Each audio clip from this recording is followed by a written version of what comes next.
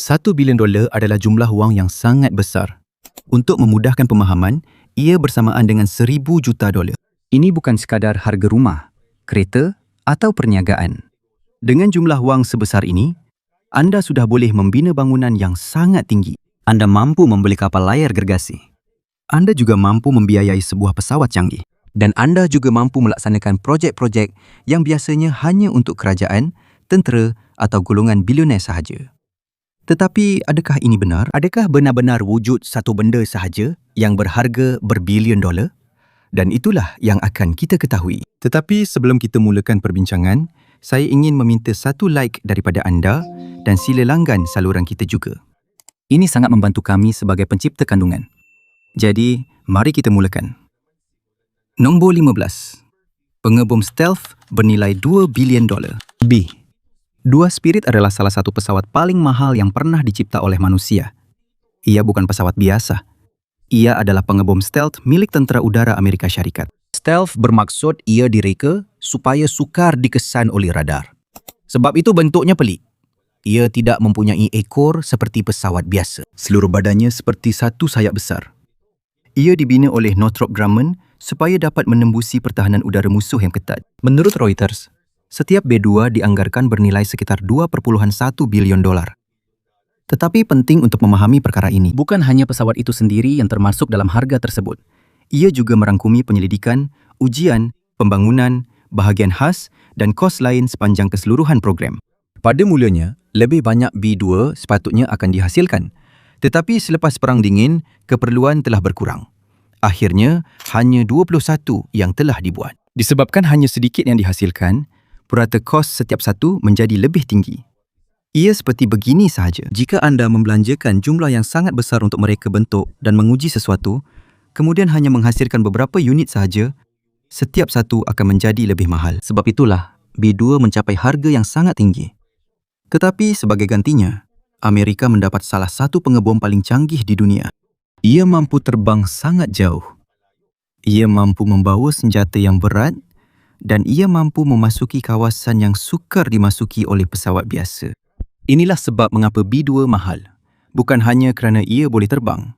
Ia mahal kerana ia direka hampir tidak dapat dikesan, sukar untuk dihentikan dan mampu mencapai sasaran yang jauh. Secara ringkas, B-2 bukan sekadar kapal terbang. Ia adalah sistem senjata terbang yang bernilai berbilion-bilion dolar. Nombor 14. Istana bilioner terapung. Azam adalah salah satu kapal layar persendirian terbesar di dunia. Untuk memudahkan bayangan, ia hampir sepanjang 2 padang bola sepak yang disambungkan bersama. Ia dibina oleh pembina kapal Jerman, Lürsen, dan dilancarkan pada tahun 2013. Menurut laporan, kos pembinaannya mencecah kira-kira $600 juta. Tetapi perbelanjaan tidak terhenti di situ sahaja. Kerana kapal layar seperti ini bukan sekadar dibeli. ia juga perlu diselenggara sepanjang tahun. Ia memerlukan kru. Ia memerlukan bahan api. Ia memerlukan penyelenggaraan. Ia memerlukan insurans. Dan ia perlu dijaga seperti istana terapung. Terdapat laporan yang mengatakan kos operasinya mencecah sekitar $50 juta atau lebih setiap tahun. Ini bukanlah bot biasa. Ia seperti sebuah rumah agam yang terapung di laut. Ada kru sendiri, ada enjin yang sangat berkuasa dan ia mampu bergerak laju walaupun saiznya sangat besar. Dan yang paling mengejutkan, ini adalah kapal layar bersendirian. Maksudnya, ini bukan kapal persiaran untuk ribuan penumpang. Ini bukan pengangkutan awam. Ini juga bukan kapal tentera. Ini adalah kapal layar mewah yang sangat besar yang dibuat hanya untuk beberapa orang sahaja. Jadi, Azam bukan sekadar simbol kekayaan. Ia juga simbol pembaziran yang melampau. Sebab walaupun ia hanya berlabuh, bayaran tetap berjalan. Untuk bahan api, untuk pekerja, untuk pembaikan, untuk keselamatan. Dan untuk semua yang diperlukan supaya ia kekal seperti istana di laut. Nombor 13. Satu batu subway bernilai berbilion dolar. Di tempat lain, terowong kereta api bawah tanah memang sudah mahal. Tetapi di New York City, harganya di tahap lain. Satu batu terowong subway di sana boleh mencecah sehingga $1 bilion. Salah satu contoh yang sering disebut ialah kedua-dua Avenue Subway. Menurut projek Coast Transit NYU, New York termasuk antara tempat paling mahal di dunia untuk pembinaan subway. Terdapat anggaran yang mencecah hampir $3.9 bilion bagi setiap batu untuk sambungan kedua-dua Avenue Subway. Kenapa terlalu mahal? Pertama sekali, ini New York. Di bawah tanah, bukan sekadar tanah yang ada.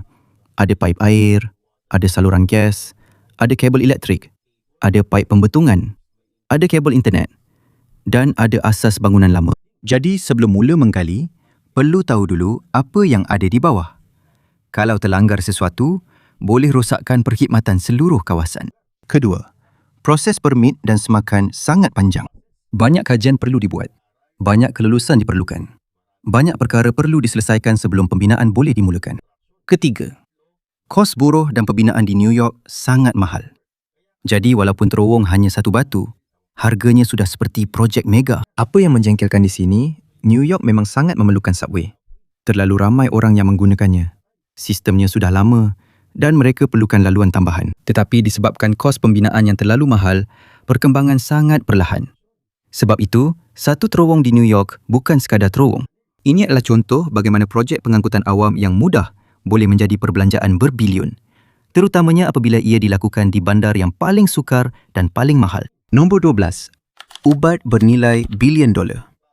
Sesuatu ubat baru tidak sekadar dibuat di makmal dan terus dijual. Sebelum ia sampai ke farmasi, ia melalui proses yang sangat panjang. Ia boleh mengambil masa 10 hingga 15 tahun sebelum sesuatu ubat baru diluluskan. Dan menurut beberapa kajian penyelidikan perubatan, kos untuk membangunkan satu ubat baru boleh mencecah lebih 1 bilion dolar. Bergantung kepada jenis ubat dan cara pengiraan. Kenapa terlalu mahal? Kerana banyak ubat yang gagal sebelum sampai kepada manusia. Pertama, ia diuji dahulu di makmal. Selepas itu, ia akan melalui ujian praklinikal. Jika nampak selamat, barulah masuk ke ujian klinikal. Dalam fasa 1, mereka melihat sama ada ia selamat untuk sekumpulan kecil manusia. Dalam fasa 2, mereka melihat sama ada ia berkesan kepada pesakit. Dalam fasa 3, ia diuji kepada lebih ramai orang untuk memastikan sama ada ia benar-benar berkesan dan selamat. Di sinilah selalunya kos meningkat. Doktor diperlukan. Penyelidik juga diperlukan. Hospital diperlukan. Beribu-ribu peserta diperlukan. Dan memerlukan bertahun-tahun ujian. Yang sukar, walaupun telah membelanjakan ratusan juta dolar, ubat itu masih boleh gagal pada fasa terakhir. Apabila itu berlaku, wang itu tidak dapat diperoleh semula. Jadi, satu ubat yang berjaya bukan sahaja membayar kosnya sendiri. Kadang-kadang, ia juga menanggung kos banyak ubat yang telah dicuba tetapi tidak berjaya. Inilah sebabnya, mengapa hanya syarikat besar sahaja yang biasanya mampu menanggung risiko seperti ini. Jika syarikat kecil mempertaruhkan pada satu ubat dan gagal, mereka boleh mengalami kerugian besar. Tetapi jika syarikat farmasyutikal besar, mereka mampu bangkit dan mencuba lagi. Sebab itu, satu ubat baru bukan sekadar produk. Ia adalah satu pertaruhan yang sangat mahal dalam bidang sains. Jika berjaya, ia boleh membantu ramai orang. Tetapi sebelum itu berlaku, berbilion-bilion dolar boleh hilang sepanjang proses tersebut. Nombor 11. Platform laut bernilai bilion dolar. Pelantar minyak laut dalam bukanlah pelantar minyak biasa. Ia adalah struktur besar di tengah-tengah laut. Di sinilah minyak yang berada di bawah dasar laut diambil. Kadang-kadang kedalamannya mencecah beribu-ribu kaki. Sebab itu, mesin biasa sahaja tidak mencukupi. Ia memerlukan peralatan penggerudian, paip-paip di bawah laut, kren, helipad, bot penyelamat, bilik kawalan dan tempat tinggal untuk kru yang bekerja di sana selama beberapa minggu. Menurut laporan dalam industri tenaga, projek minyak luar pesisir yang besar boleh dengan mudah mencecah lebih daripada 1 bilion dolar. Dan satu telaga laut dalam sahaja boleh melebihi 100 juta dolar. Ini bermakna, platform itu hanyalah permulaan kepada perbelanjaan. Minyak perlu dicari dahulu. Perlu melakukan penggerudian. Paip-paip perlu disambungkan di bawah laut dan seluruh sistem perlu dikekalkan berfungsi walaupun ada ombak besar, ribut dan keadaan yang berbahaya. Platform seperti ini ibarat sebuah bandar industri kecil di tengah laut. Ada orang, ada sistem kuasa, ada komunikasi, ada peralatan keselamatan dan ia beroperasi 24 jam sehari. Tapi walaupun kosnya sangat mahal, keuntungan tetap tidak dijamin. Jika harga minyak turun, pengeluaran berkurang atau peralatan mengalami masalah, syarikat boleh kehilangan banyak wang. Sebab itu, pelantar minyak laut dalam bukan sekadar simbol kejuruteraan. Ia juga merupakan pertaruhan bernilai 1 bilion dolar di bawah laut. Nombor 10. Ekonomi negara bernilai 1 bilion dolar. Bagi sebuah syarikat besar, $1 bilion mungkin hanya satu pelaburan sahaja. Bagi seorang yang kaya, ini mungkin harga sebuah kapal layar, rumah agam atau projek peribadi. Tetapi bagi beberapa negara kecil, $1 bilion adalah lebih besar daripada itu. Berbanding dengan seluruh ekonomi mereka dalam setahun. Maksud KDNK ialah jumlah keseluruhan nilai semua produk dan perkhidmatan yang dihasilkan oleh sesebuah negara dalam tempoh setahun. Untuk lebih mudah, ini ialah ukuran besar kecilnya ekonomi sesebuah negara. Menurut data Bank Dunia, terdapat beberapa negara kepulauan Pasifik yang mempunyai KDNK tahunan kurang daripada $1 bilion. Sebagai contoh, Tuvalu adalah sekitar $62 juta. Nauru adalah sekitar $162 juta. Kepulauan Marshall adalah sekitar $290 juta. Dan Palau adalah sekitar $276 juta berdasarkan data terkini yang tersedia. Penting untuk menyatakan perkara ini dengan penuh hormat. Negara-negara ini adalah negara yang sebenar. Mereka mempunyai kerajaan sendiri. Mereka mempunyai budaya. Mereka mempunyai rakyat. Mereka mempunyai sejarah. Dan mereka sedang menghadapi masalah yang serius, terutamanya berkaitan perubahan iklim dan kenaikan paras laut. Mereka bukan kecil kerana tidak bernilai. Ekonomi mereka kecil kerana populasi mereka kecil. Kawasan tanah mereka kecil dan sumber mereka terhad. Di sinilah anda boleh lihat betapa besarnya $1 bilion. Sebuah terowong kereta api bawah tanah, sebuah pesawat atau sebuah projek mewah boleh jadi lebih mahal daripada seluruh ekonomi tahunan sebuah negara berdaulat. Memang mengejutkan untuk difikirkan. Di satu tempat, $1 bilion hanyalah satu item sahaja. Tetapi di negara lain, jumlah itu lebih besar daripada semua pendapatan ekonomi mereka dalam setahun. Itulah betapa besarnya $1 bilion. Nombor 9. $1 bilion yang cepat dihabiskan oleh para pemain. Industri permainan video bukan lagi sekadar hobi kecil. Ia kini merupakan salah satu perniagaan hiburan terbesar di seluruh dunia. Menurut Reuters, pasaran permainan video global dijangka mencecah sekitar $189 bilion pada tahun 2025. Ini bermakna dalam hanya beberapa hari, seluruh industri permainan sudah boleh memperoleh hampir $1 bilion. Ia bukan sahaja datang daripada permainan konsol, termasuk juga permainan PC, permainan mudah alih dan pembelian dalam aplikasi. Langganan, skin permainan, battle pass dan pelbagai item digital lain yang dibeli oleh pemain.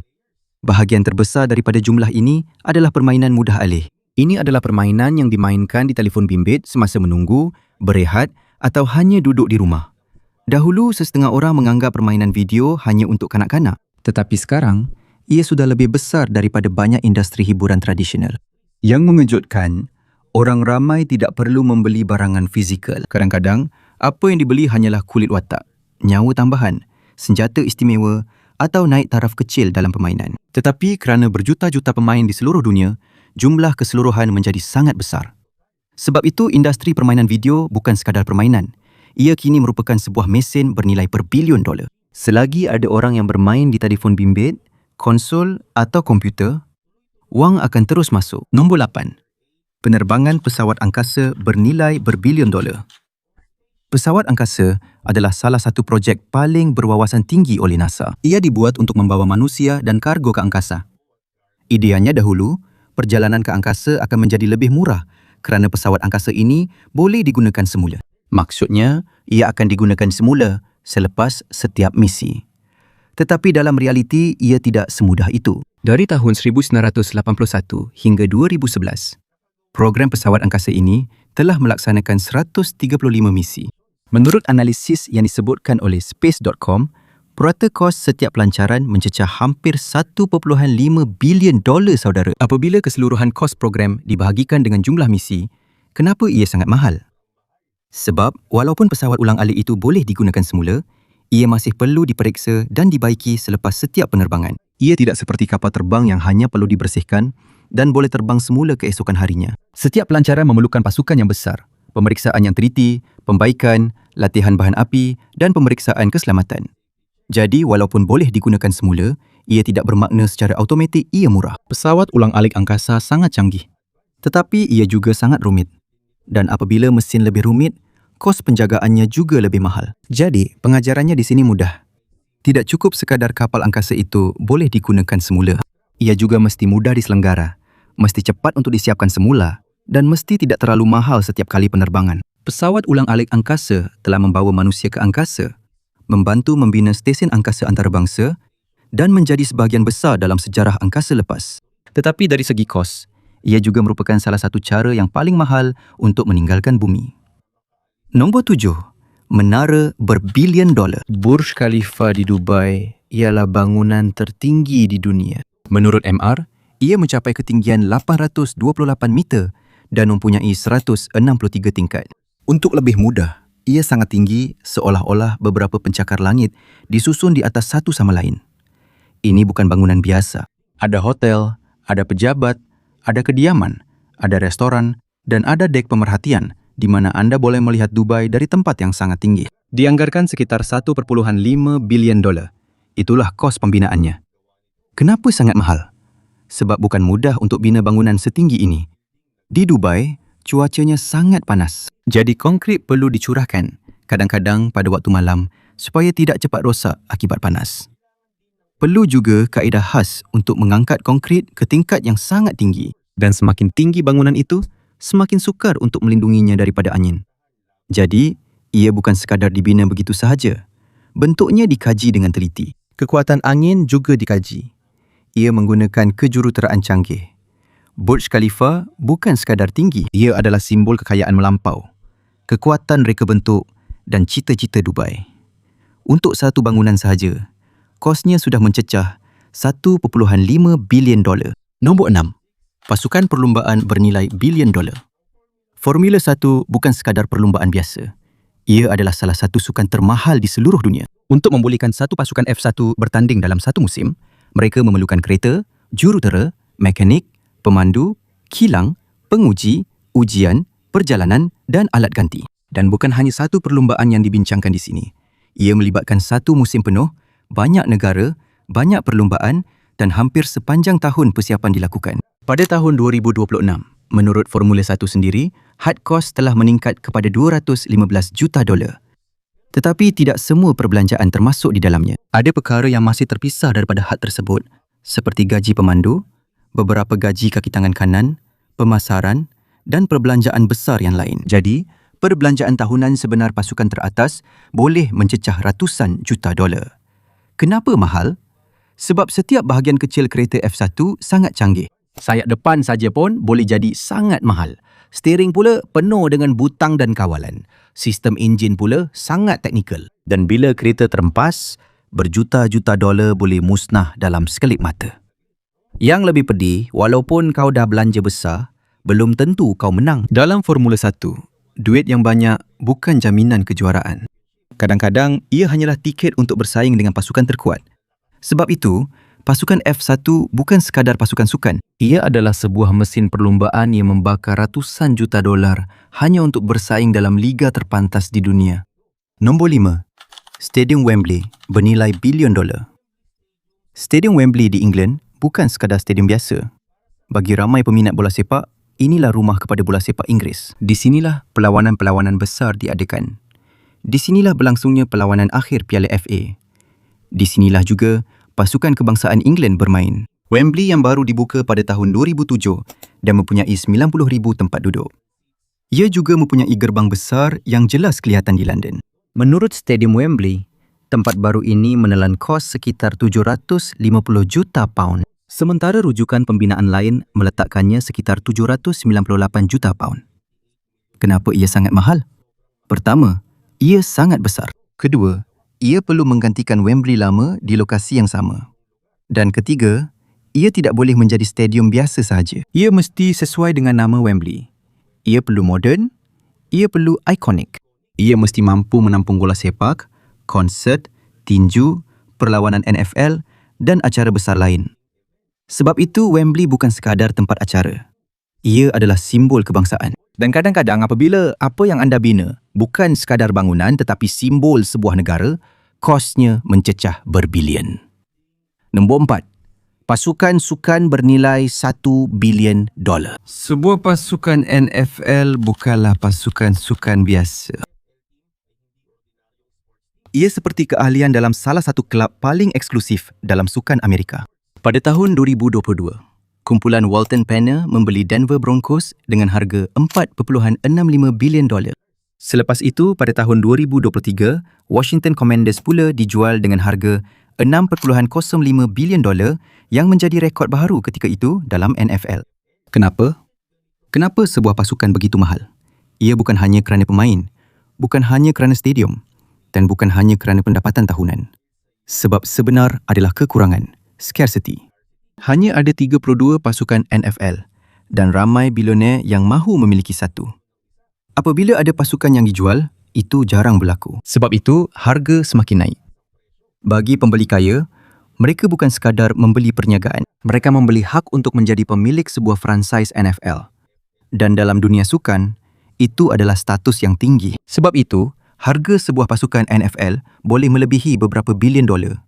Bukan kerana nilainya hanya untuk satu musim sahaja, tetapi kerana jarang ada peluang untuk membeli pasukan yang mempunyai tempat tetap dalam liga bola sepak terbesar di Amerika. Nombor 3. Loji nuklear bernilai bilion dolar. Hinkley Point C di England adalah salah satu projek tenaga paling mahal di dunia. Ia adalah sebuah loji kuasa nuklear yang sedang dibina di Somerset, England. Apabila siap, ia dijangka akan membekalkan sejumlah besar elektrik kepada United Kingdom. Tetapi harganya sangat tinggi. Menurut World Nuclear News, EDF menyatakan pada tahun 2024 bahawa anggaran kos Hinkley Point C telah meningkat kepada 31 hingga 34 bilion pound pada harga tahun 2015 dan ia tidak dijangka akan beroperasi sebelum tahun 2030. Kenapa ia begitu mahal? Kerana loji nuklear bukan sekadar loji jana kuasa biasa. Ia perlu menjadi sangat selamat. Ia perlu beroperasi selama berdekad-dekad dan ia perlu mengawal tindak balas nuklear tanpa menimbulkan risiko besar kepada orang ramai. Sebab itu, setiap reka bentuk, setiap bahan dan setiap bahagian pembinaan melalui semakan yang sangat teliti. Jika ada kelewatan, kos akan menjadi semakin tinggi. Jika kekurangan pekerja atau bahan, kos akan bertambah lagi.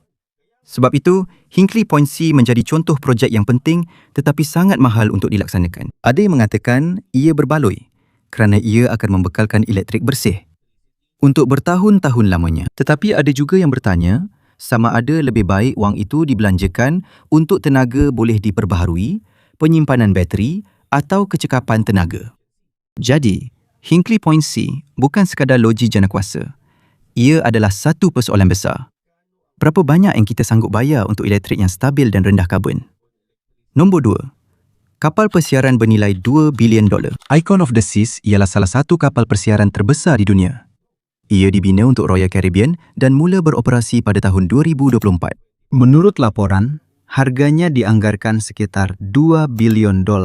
Ia seperti sebuah bandar terapung, mempunyai 20 dek beribu-ribu bilik, restoran, bar, kolam renang, gelongsor air dan kawasan hiburan. Dan ia mampu membawa beribu-ribu tetamu bersama lebih 2,000 kru. Ini bukan kapal biasa yang hanya membawa orang dari satu tempat ke tempat lain.